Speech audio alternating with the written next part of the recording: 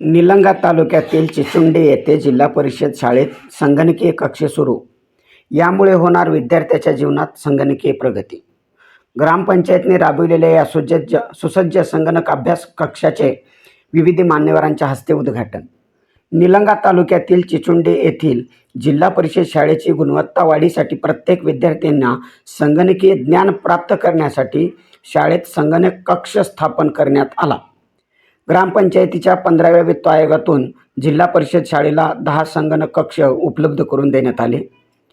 याचे उद्घाटन निलंगा पंचायत समितीच्या सभापती डॉक्टर सुनीता वाघमारे, जिल्हा परिषद सदस्य तानाजी बिराजदार, पंचायत समिती सदस्य मंगेश चव्हाण, सरपंच, उपसरपंच, ग्रामपंचायत अधिकारी यांच्या उपस्थितीत हा सोहळा पार पडला. यावेळी चिचुंडी येथील स्मशानभूमीच्या बांधकामाचे उद्घाटनही मान्यवरांच्या हस्ते करण्यात आले. संगणकाच्या माध्यमातून विद्यार्थ्यांच्या गुणवत्तेत वाढ होणार असून ही जिल्हा परिषदची पहिली शाळा संगणकीय ठरली असल्याचे मत सभापती डॉक्टर सुनीता वाघमारे यांनी व्यक्त केले. गावच्या भावी पिढीला देशाची जागृत पिढी बनवण्याचा हा प्रयत्न असून या गावाने घेतलेला हा निर्णय प्रेरणादायी ठरेल अशा भावना तानाजी बिराजदार यांनी व्यक्त केल्या.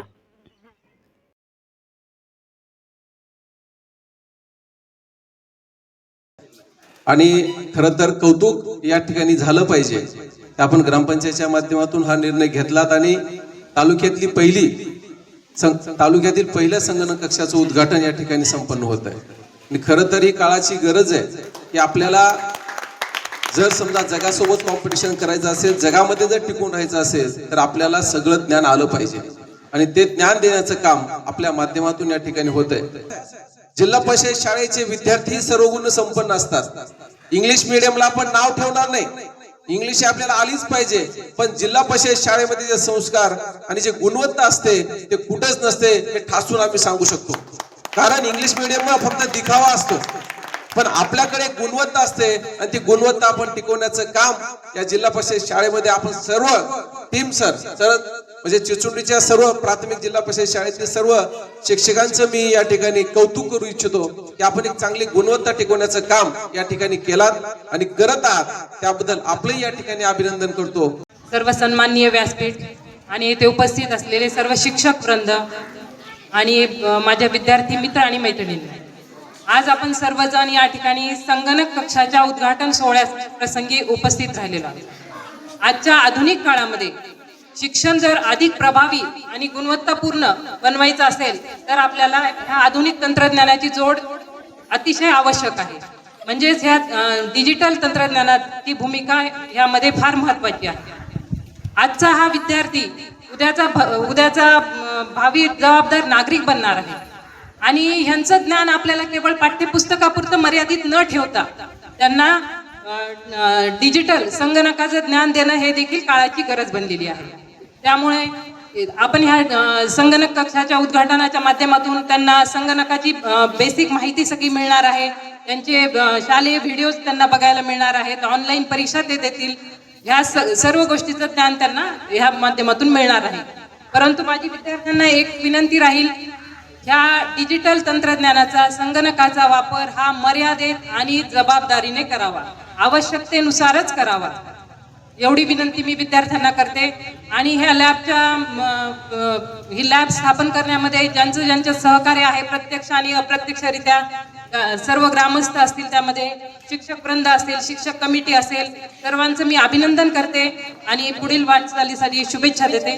धन्यवाद. जय हिंद, जय महाराष्ट्र. तर संस्काराचं केंद्र ही शाळा असते. ज्यावेळेस कळलं तर सुरुवात शाळेपासून करायची.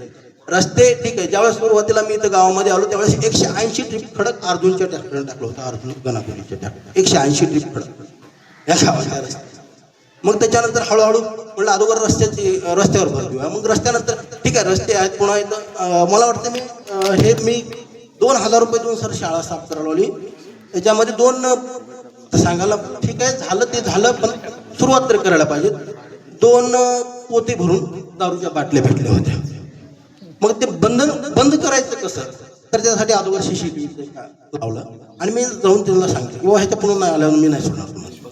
मग हळूहळू परत रंगरंगोटी ह्या साऱ्या गोष्टी करून ठीक ठीक आहे आहेत त्या रूमला आता 3 रूम पाडण्यासाठी दिल्यात, पाडण्याची परवानगी मिळाली पण बांधण्यासाठी नाही. आता जर समजा पाडलं तर त्यामधलं सामान कुठे ठेवायचं आणि किती दिवसाने बांधण्यासाठी निधी येईल हे सांगता येणार नाही. त्यासाठी ते पाडणार ठेवले पण मुलांना बसवत नाही त्या रूममध्ये, हेही चालू आहे. त्याचबरोबर या आता बदलत्या युगामध्ये माझ्या गावातला कुठलाही विद्यार्थी कमी पडू नये किंवा कुठं मागे राहू नये. कारण सर बघा, मी 12वी पर्यंत शिकलो, माझं काही जास्त शिक्षण नाही. त्याच्यानंतर मी ज्यावेळेस कुठे भेटायचो, कुणामध्ये जायचो, त्यावेळेस मला असं वाटायचं की आपण जर शिकला असतो तर आपणही तिथपर्यंत असलो असतो. पण हे खंत पुढील म्हणजे माझ्या गावातल्या कुठल्याही विद्यार्थ्यामध्ये असू नये, या भावनेतून या विद्यार्थ्यांना हवं ते देण्याची माझी तयारी आहे. ठीक आहे, जर मला मुळात किंवा सामाजिक कार्यामध्ये आवड असेल, मग राजकारणाशी मला अशी काही फारशी काही घेणं देणं नसतं. तुम्हाला ससा आणि कासवाची गोष्ट माहिती का रे? प्रत्येकाला माहितीये? शाबाश. ससा आणि कासवाच्या गोष्टीमध्ये कोण जिंकलं होतं रे? अरे शाबाश. कोण हारलं बेटा? शाबाश. का जिंकलं बरं? कासव का जिंकलं मला सांगा. कासव आणि सस्याची जर आपण तुलना जर केली, दोघांची रेस लागली होती बघा. कासव बारीक बारीक चलतंय, असं टुबुक टुबुक चलतंय, बरोबर. आणि ससा त्याच्यात धापट पळतो बघा, पळतो की नाही. पण हरलो कोण? शाबाश. फक्त लक्षात आहे ना. ऐका, ही गोष्ट आपल्याला काय शिकवते? ही गोष्ट आपल्याला शिकवते गर्वाचं घर खाली. एक दृढ निश्चय केला होता कासवानं त्या ठिकाणी की मला शर्यत जिंकायची. हा दृढ निश्चय संकल्प केला होता. जसं उपसरपंच साहेबांनी केला की मला एक संकल्प केला, त्यांनी संकल्प केला, एक धारणा त्यांनी ठेवली मनामध्ये, एक अंतःकरणामध्ये त्यांनी एक ध्येय त्यांनी जागृत केलं की मला माझ्या गावासाठी काहीतरी करायचं. तसं ध्येय होतं कासवाचं की मला शर्यत जिंकायची. हे ध्येय, आपण ध्येय ठरवणं फार महत्वाचं आहे. आणि ध्येय ठरवल्यानंतर त्या अनुषंगाने आपल्याला प्रयत्न करणं, परिश्रम करणं हे महत्वाचं आहे. कासवानं काय ठरवलं की आपण सतत चालायचं, टुबुक टुबुक का होईना, हळूहळू का होईना आपण चालत राहायचं, आपण थांबायचं नाही. जोपर्यंत आपलं ध्येय आपल्याला गाठायचं तोपर्यंत आपल्याला थांबायचं नाही, आपण चालत राहायचं, बरोबर आहे. तो कासव चालत गेला, चालत गेला, चालत गेला.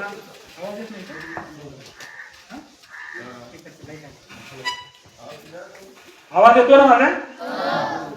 कासव चलत गेलं आणि ससा त्याला काय आला होता? अहंकार, गर्व. माझ्या पुढे काय टिकते म्हणला आहे कासव. हे 2 मिनिटं गेला मी हरवतो म्हणला. त्याला अहंकार आला. थोडं पुढं जायचा, विश्रांती घ्यायचा आणि बघायचा कासव फार राबे, आता मीच जिंकणार आहे, मीच जिंकणार आहे. मंगेशराव थांबायचा, झोपा काढायचा, झोपायचा, खायचा.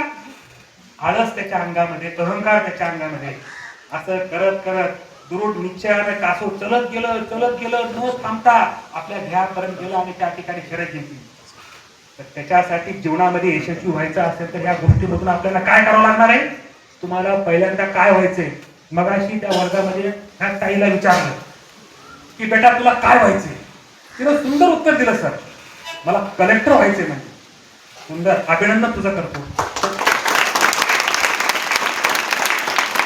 ही ध्येय निश्चिती आपल्याला करावं लागणार आहे की तुम्हाला काय व्हायचं आहे आणि त्याच्यानुसार तुम्हाला परिश्रम करायचे, अथक न थांबता सुद्धा. आता